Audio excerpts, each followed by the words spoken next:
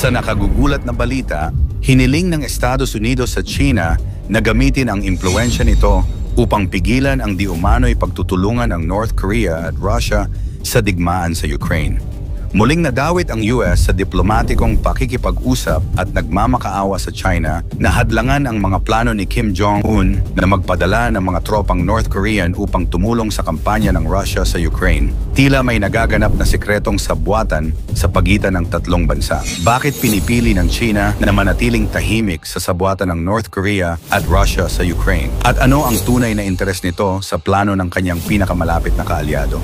Yan ang ating aalamin.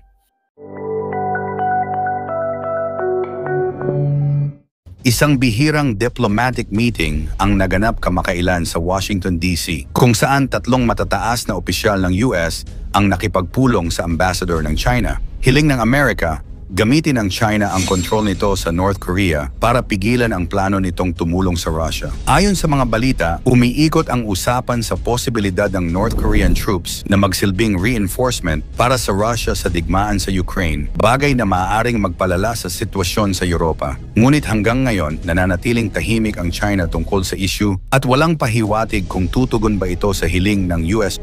China bilang trade partner. Malaki ang impluwensya ng China sa North Korea. Bilang pinakamalaking trade partner at pangunahing tagapagbigay ng tulong, hawak ng China ang malaking leverage. Ngunit bakit tila nag-aatubili itong kumilos? May mga haka-haka na ang pananahimik ng China ay maaaring dahil sa mga masalimuot na geopolitical calculations. Posible kayang sinusubukan nitong balansihin ang relasyon nito sa Russia na isa ring matalik na kaalyado. Sa gitna ng sigalot, mahalaga ang bawat hakbang ng China sa isyung ito dahil posibleng maging mitya ito ng mas malawak na hidwaan sa rehiyon. Abang patuloy ang pagtaas ng tensyon sa pagitan ng US at North Korea, ang mga desisyon ng China ay nagiging sentro ng atensyon at ang kakayahan nitong manipulahin ang situation ay nagbabadya ng mga potensyal na pagbabago sa balanse ng kapangyarihan sa Asia. Ang North Korean missile tests.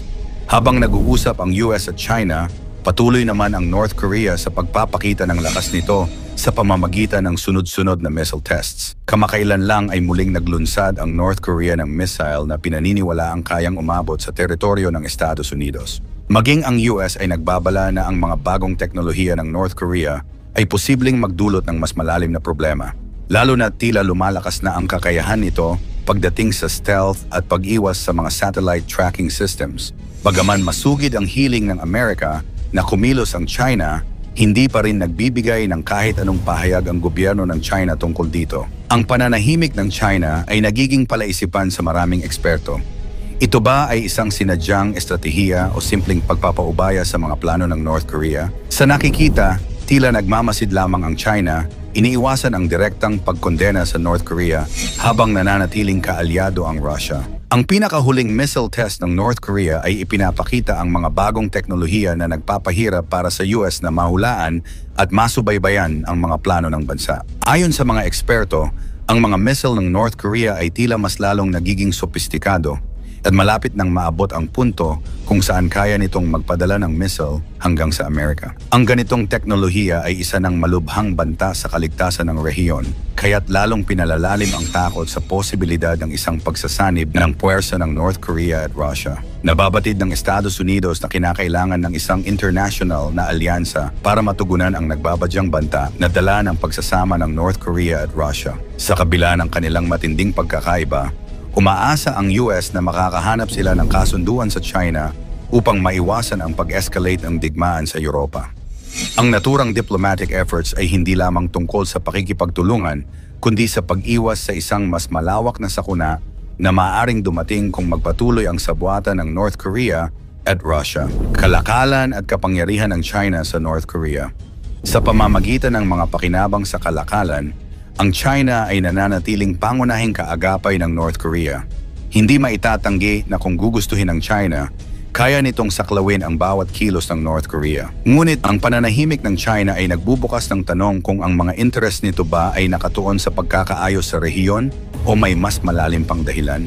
Sa bawat pangyayaring ito, lumalakas ang impluwensya ng China at ipinapakita ang importansya ng pagiging trade partner sa isang bansang kasing tiwali ng North Korea. Ang mga missile test ng North Korea ay hindi lamang banta sa US, kundi pati na rin sa buong rehiyon ng Asia-Pacific. Maging ang China ay nangangambang ang agresibong mga galaw ng North Korea ay magdulot ng hindi inaasahang komprontasyon sa rehiyon, reaksyon ng iba't ibang bansa. Maraming bansa, kabilang na ang mga miyembro ng NATO, ang naglabas ng kani-kanilang pahayag ukol sa balitang ito. Ang European Union halimbawa ay patuloy na nagbibigay ng suporta sa Ukraine at nananawagan sa Russia na itigil na ang kanilang agresyon. Habang ang South Korea naman ay patuloy na binabantayan ang mga aktibidad ng North Korea, sabay sa pagbibigay ng impormasyon sa kanilang mga alyado ukol sa mga galaw ng Pyongyang. Samantala, ang Amerika ay nagsabing patuloy nilang susuportahan ang Ukraine sa pamamagitan ng pagbibigay ng mga sandata at military aid. Bagaman hindi lahat ng bansa ay pare-pareho ang pananaw sa conflict na ito, tila nagiging maliwanag na nagkakaisa ang karamihan laban sa lumalawak na impluensya ng Russia at North Korea. Technological na pag-angat ng North Korea. Banta sa kaligtasan ng US. Ang bawat missile test ng North Korea ay tila hakbang patungo sa mas mataas na antas ng militarisasyon.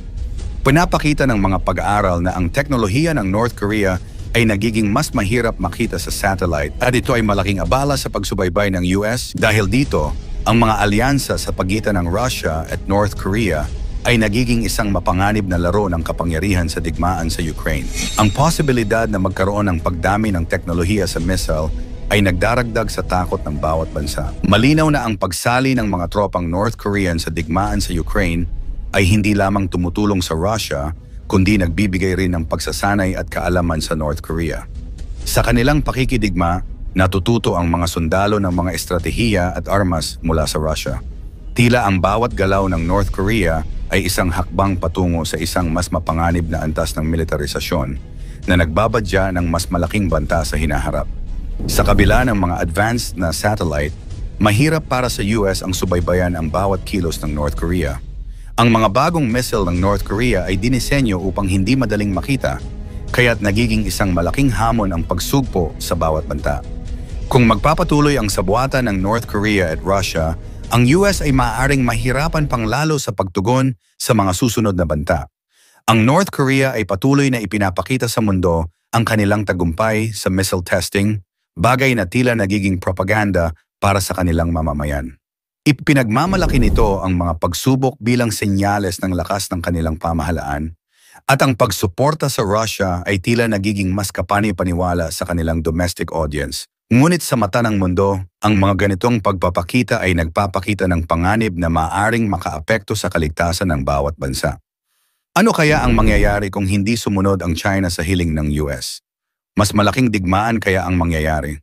I-komento mo naman ito sa ibaba. Huwag kalimutang i-like at i-share. Maraming salamat at God bless.